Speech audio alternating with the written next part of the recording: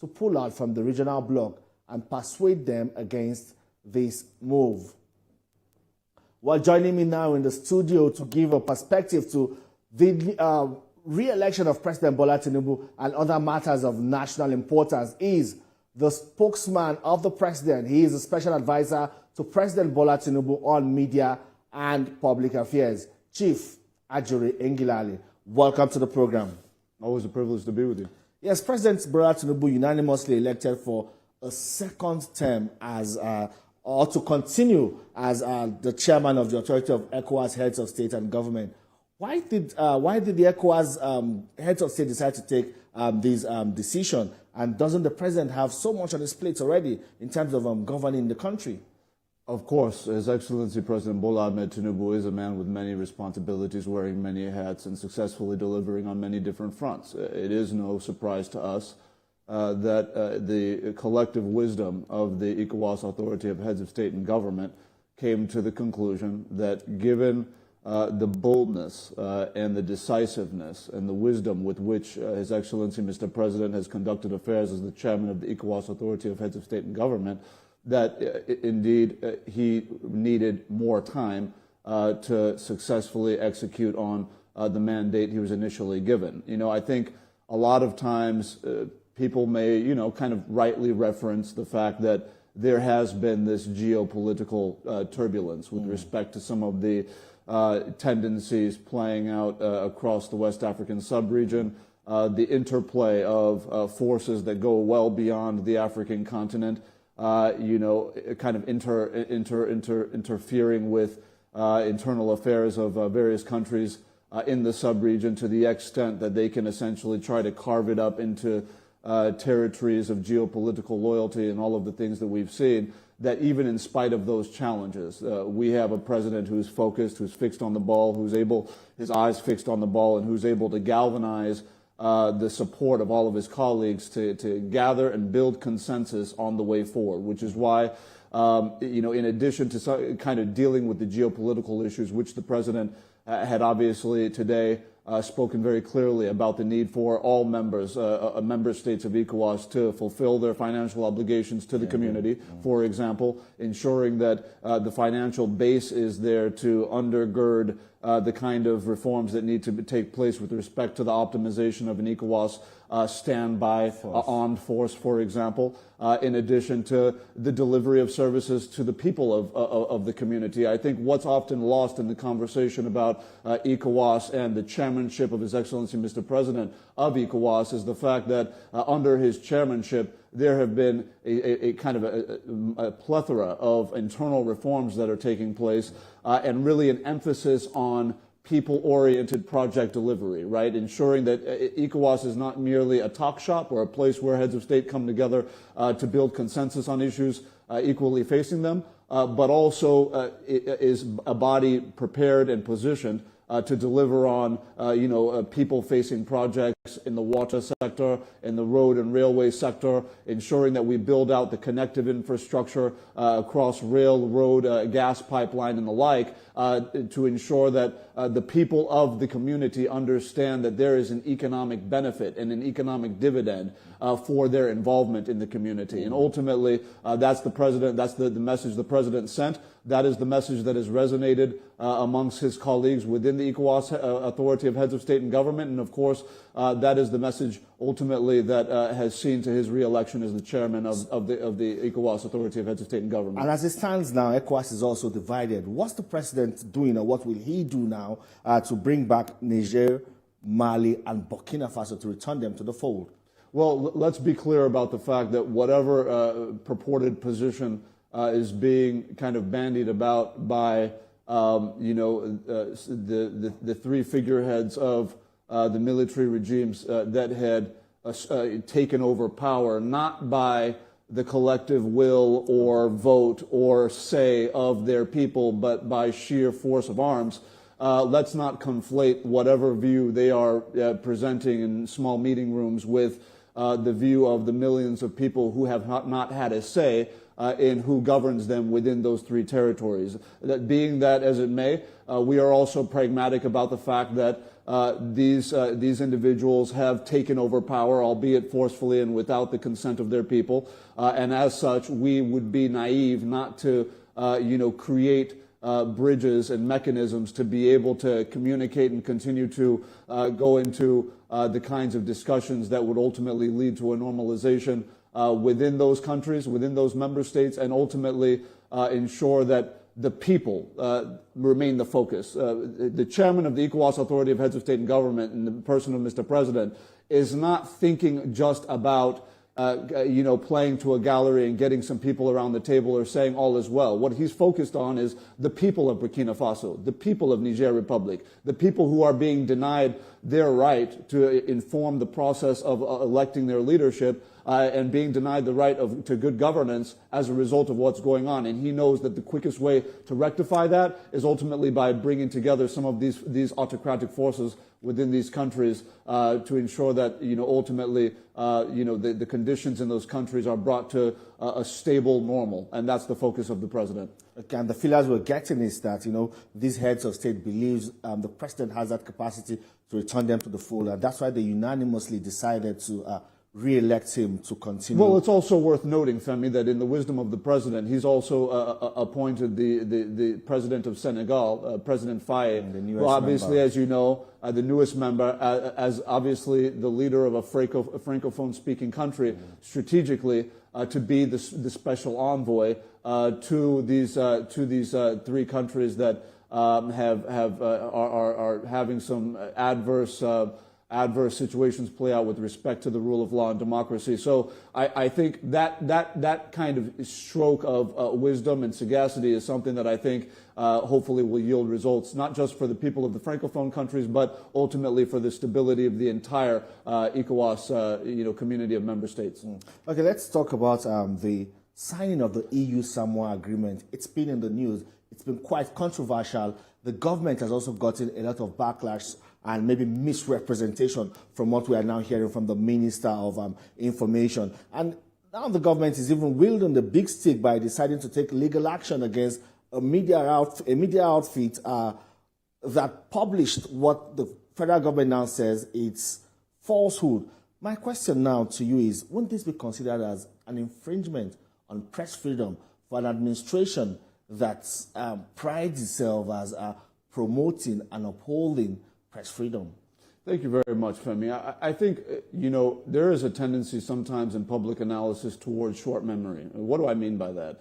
I'm not going to name the former president who was involved, but there was a time in this country after 1999 when we had, quote unquote, gone into civilian rule, in which you had, a sitting president essentially tear down a media station, like literally take tractors and take bulldozers and literally just knock down a media station that was giving out information or opinion in a way that was not in line with that president's own views. Those are draconian steps that would be taken by a government that is not abiding by the principles of media freedom or freedom of expression. I think what the Minister of Information and National Orientation has described is a process that is very much in line with the rule of law and with taking up the available legal remedial measures in the court of law to be able to deal with any potentially objectionable or potentially illegal act by any entity, whether it's private or public. So I don't think any Nigerian looking at that, looking at a potential court case between the federal government and a media house would see that as a draconian step. I think that they would see that as a legitimate exercise of the right of private and public entities in this country to seek justice in the court of law. Now, be that as it may, let me also add to this conversation that I think it's important that we not conflate, the fact that it is the Minister of Information and National Orientation coming out to say, look, we're potentially going to go to court for legal redress on this issue. That should not be meant to mean, that should not mean that that the federal government of Nigeria is just defending itself, because ultimately it's actually defending the people of the country. How is that? If, for example, based on fake news, based on outright falsehood, something that has no basis in fact or verifiable information whatsoever. You put something on the front page of a newspaper, and all of a sudden there are mass protests in a particular part of the country where religious sensitivities have been stoked into inflammation, and where you now have institutions being burnt down, people killed, and all the things that can happen. We've seen what happened, for example, in Rwanda on the basis of stuff coming out of a radio box. We are in a position where we understand that if something like that broke out on the basis of falsehood, it is the Nigerian people who will suffer. It is Nigerian citizens who will die on the street. It is Nigerian businesses owned by Nigerian private citizens that will be burned down and that will be looted, and all the things that we have seen before. So when we are saying we're going to take a certain media entity to court on this issue, it is based on our defense of the Nigerian people and their rights to live in a peaceful and stable country. So I really want to emphasize that. Now, what are the merits of the kind of controversies around the quote-unquote Samoa agreement, right? Essentially, let's be clear about the baseline fact that there is no such clause that signs us up to take an action on LGBTQ-related matters in exchange for any kind of economic relief. That clause does not exist. On the basis of the falsehood that was mass disseminated by a certain media entity, that falsehood was turned on its head as some sort of a truth that doesn't exist. Do you think that was deliberate? Whether it was, I can't read into the hearts or motivations or intentions of anybody or any entity, but clearly we understand as a baseline, as two journalists sitting at this table, we know that the baseline of our profession is to ensure that we anchor every story, every report on verifiable fact, on irrevocable fact and data, right? In this case, you had a huge headline with a report underneath it that was not based on fact at all, but based on sheer sentiment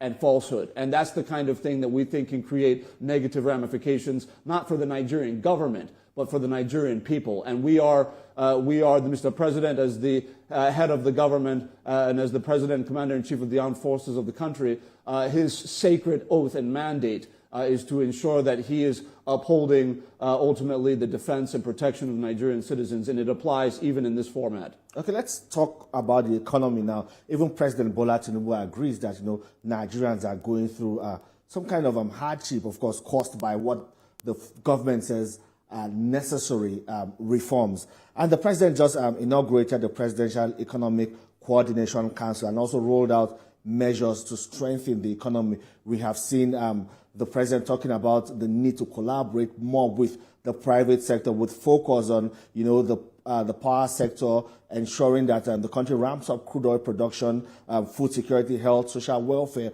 and all of that. But what's the timeline? How soon will Nigerians also really feel the impact of these new measures that have been rolled out?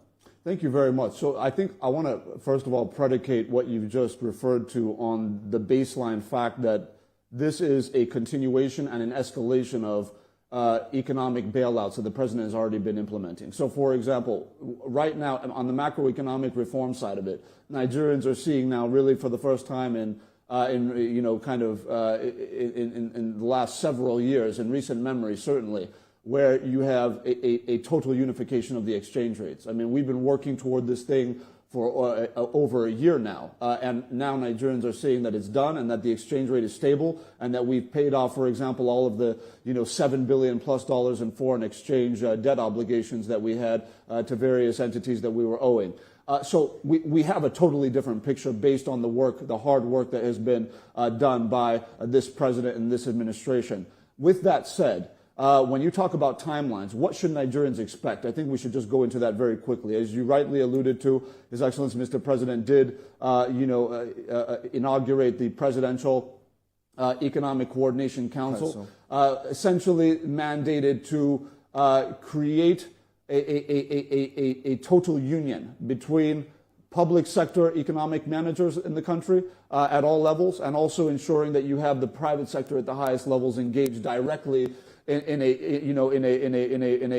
a sustainable and consistent format where you have the private sector informing policy design and implementation hand in hand with the public sector. It's something that Nigerians have long sought for. It's something the president has now put in place with giants such as Alhaji Aliko Dangote and of course Mr. Tony Elumelu. But in addition to that, the president has also factored in the power of the people, right? The power of the Nigerian worker by making sure that we get those critical unions at the table and critical, associations at the table. So you have, for example, the Director General of the Manufacturers Association of Nigeria, who's a part of that committee, and many, many others.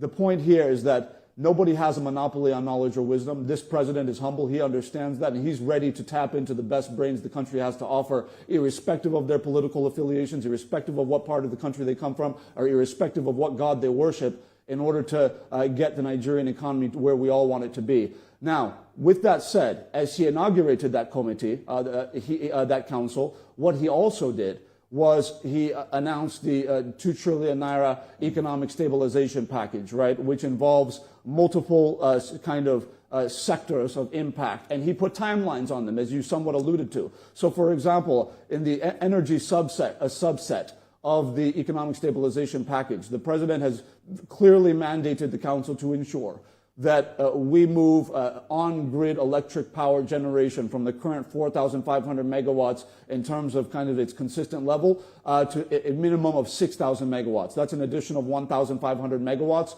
over the course of the next 6 months. That is the mandate that he has given to that council, and he has reason to believe that that is going to be fully executed and effectively so. On the oil and gas side of it, His Excellency Mr. President mandated the council as part of that package with funding attached and projects attached to this mandate to ensure that we take oil production from the current kind of equivocation between 1.4 million and 1.6 million barrels per day to a minimum of 2 million barrels per day over the course of the next 12 months. So on-grid electric power supply, 4,000 megawatts to 6,000 megawatts over the next 6 months.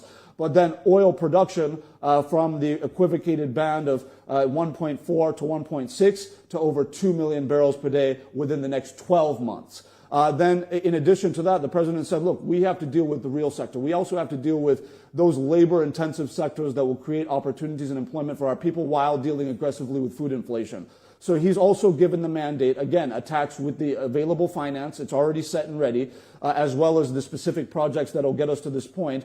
But he's given the mandate to the council to ensure that in agriculture and food production and food security, that we move from approximately 127 million metric tons of food production in the country amongst small shareholder farmers to 135 million metric tons of food production by the end of this year. That's going to be a combination of factors, right? That's going to have to do with putting in place higher quality, high yield seedlings, the provision of that across the country to our farmers. It's also going to ensure that we aggressively deal with this issue of agricultural mechanization, making sure that we have tractors and other mechanical equipments coming into the country and being spread equitably across not just our food belts, but across all states of the Federation, where our smallholder farmers are dealing in mostly antiquated farming practices that limit your yield potential, but then also dealing with, ensuring that we deal with the power issue related to food production and ultimately food distribution and in food sales in the country. Right now, we're losing up to 40% of all of our farmers' hard-earned yields because we don't have the kind of rural electrification to ensure that we have refrigeration capabilities, for example, so that foods will be, maintained from the point that they're produced to the point where we can effectively transport them to markets without them spoiling. These are all part of what is inside of the National Stabilization Package. Even in the health subset of the National Stabilization Package, you also have about 5,000 primary health care centers across all states and local governments of the Federation that will now be connected to 24 hours of light through off-grid solar connections, right? So that's going to be done within the next 12 months as well. So there is a multi-sectoral, really robust approach to the economic bailout that's going to be implemented over the course of the next 12 months. And by the way, all of what I've mentioned, within another subset of that, you have the MSME bailout, where we have $650 billion within the economic sustainability stabilization package. going to over 2 million micro, small, and medium-scale enterprises across all local government areas of the Federation. That is direct intervention. And that's not including single-digit interest rate loans into the billions of naira to large-scale manufacturers across all states of the Federation. The last point I want to make, Femi, is the entire national stabilization, economic stabilization package I've just laid out does not include what the president announced just within the last 2 weeks, which is the National Construction and Household Support Program, which is dealing with the direct uplift grant provision. Grant, not loan. This is money we will give out and that we will not have to pay it back, of 50,000 naira per Nigerian family for 100,000 families across all 36 states, in each of the 36 states of the Federation. Not to talk of the railways that will be built with the Ibadan to Abuja rail segment, as well as the Lagos to Calabar expressway. Actually, some people have talked about the need to balance economic development with environmental sustainability and social responsibility. Right. You are also the special envoy to the president, or the special envoy on climate change. Right. Now, help us understand these against the backdrop of that new appointment you have, how the government intends to balance economic development with environmental sustainability and social responsibility. You know, it's a very important issue, and this is the message that I've been taking to our partners, not just at home, but all across the globe in recent weeks at the highest level, is that President Bola Tinubu is not just dealing with climate change for the sake of, you know, joining a crowd or being cool at COP. He's doing this because he believes that it is a very critical element to his restoration revolution in the country, employing people and creating an inclusive economy where every Nigerian will have the dignity of a job, will have the dignity of steady income in a way that ultimately advances our environment protection goals. So, for example, right now, I'm in negotiations with the Nigeria Governors Forum to ensure that each state of the Federation will bring together a quota of young people, a minimum number from each state of young people who will be involved in a mass tree planting exercise across all states of the Federation, across all local government areas of the Federation, but not just planting trees to be seen to be planting trees. These are trees that are what we call economic trees, right? Producing certain food products that can be resold, that can kind of eradicate poverty and provide sustainable incomes for the communities in which they'll be planted. In addition, we're not just planting trees willy-nilly, as has been the case in the past. We are aligning our tree planting strategy in conformity with urban and rural layout planning with the state and local governments to ensure that they abide by the city codes and the building areas of the various states in the rural and urban settings. In addition to that, so that deals with jobs, that deals with income, that deals with sustainable economic development with respect to the planting of economic trees. And we're talking about over 100 million trees, right? And that's within the next 12 months. Then the next point I want to make is right now we had a very important conversation with the former U.S. Special Presidential Envoy John Kerry in Italy. In which he expressed his excitement about President Bola Tinubu's establishment of Nigeria's first green industrial zone and his willingness to come in with a consortia of renewable energy tech manufacturers from the West, from the United States in particular, to build, for example, geothermal power stations and the component parts ultimately that form them, creating jobs and creating wealth for our people. There's really a lot that's going on. We're out of time, but in 30 seconds, there have been pockets of insecurity, and Nigerians are concerned that this is beginning to roll back the achievement or successes recorded in the fight against insecurity. How is the president concerned and tackling all of this? In 30 seconds, please. We need to wrap up. Yes, absolutely. So I think Nigerians are well aware of kind of where we were when he took office and where we are now. Everyone knows there's been a lot of progress, but the truth is that all is not yet uhuru and there's still work to be done. But I think if you look at the Northeast where some of these circumstances had come out, that this is a direct result of the immense pressure that we're putting on these terrorist elements. Their leaders have been taken off the field. They're eradicated. They're in the history books now. So for us now, we're going to continue to put that pressure until it's fully gone. But clearly, these kind of desperate hit-and-run attacks that we haven't seen in a number of years are as a result of the pressure we're putting on them, and we will continue until it's over. All right, then. Thank you so much, Chief Ajuri Ngelale, Special Advisor to President Bola Tinubu on media and public affairs. Well, that's all on our program today. Thank you very much for watching. You can watch this episode again on TVC News YouTube channel. Also watch a repeat at 11 p.m. today. Thank you for watching. I am Femi Akonde. See you next time.